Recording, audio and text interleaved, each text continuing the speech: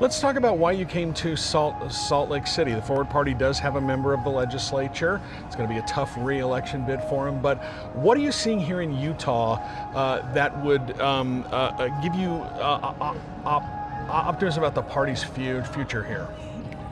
Here in Utah, Forward Party has the potential to be the second party, not the third party, because there's so many Utahns that want politically independent, pragmatic, and principled group that has agreed to work across the aisle and just make life better for Utahns.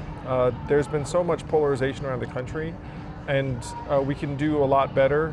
Here in Utah, people are voting with their feet. And as you said, they're voting with their feet and they're voting at the ballot box. You have one state senator, as you said, Emily Buss, who's tremendous, but you also have 23 candidates for the state house out on the Forward Party line. So that's a huge testament to the energy and enthusiasm and growth. You talked about the polarization. One of the biggest drivers in our politics this day is negative partisanship. You don't vote for something, you vote against something. How do you break through that? Because Democrats are voting against Republicans, Republicans are voting against Democrats. How do you break through on that? Yeah. At this point, 50% of Americans say they're independents. They don't identify with either party.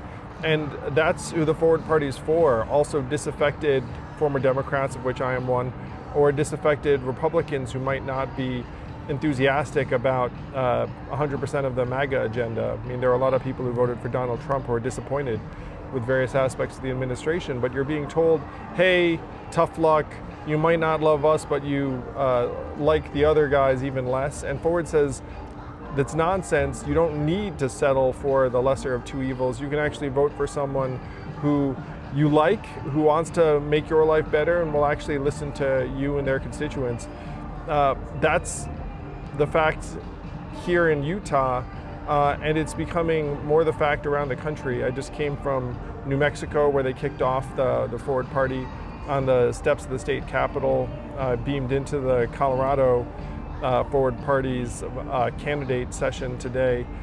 We are the fastest growing political force in the country, and Utah is a natural home for the Forward Party. Is that your opening, the fact that there might be a lot of buyer's regret among Americans with this administration right now? It's shaping up to be a backlash against what's happening in this country, and you're one of the things that I've really been fascinated about the Forward Party is it's not ideological, it's solutions based. You have ideas and you say, this is my idea, this is the problem that I'm going to that I want to address. Here's my plan for it. Is that an opening for you to offer that kind of politics rather than the usual red versus blue?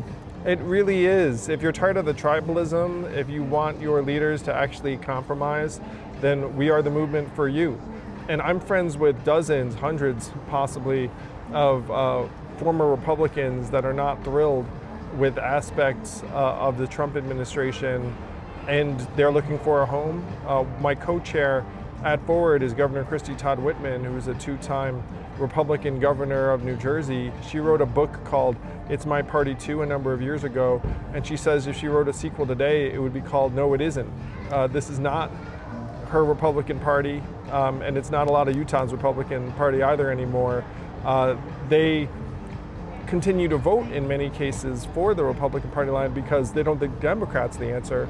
And now with the Forward Party as an option, they're giving us more and more of a look because they desperately want a political home. Is one of the biggest hurdles that you're going to have to cross to get that message out to people, resources, getting that message in front of people, TV, internet, ways to just kind of build this movement, this party, and say we are an alternative to what you've been seeing, what you've been used to for so long. It requires you to think a little bit differently about things, but here's our idea.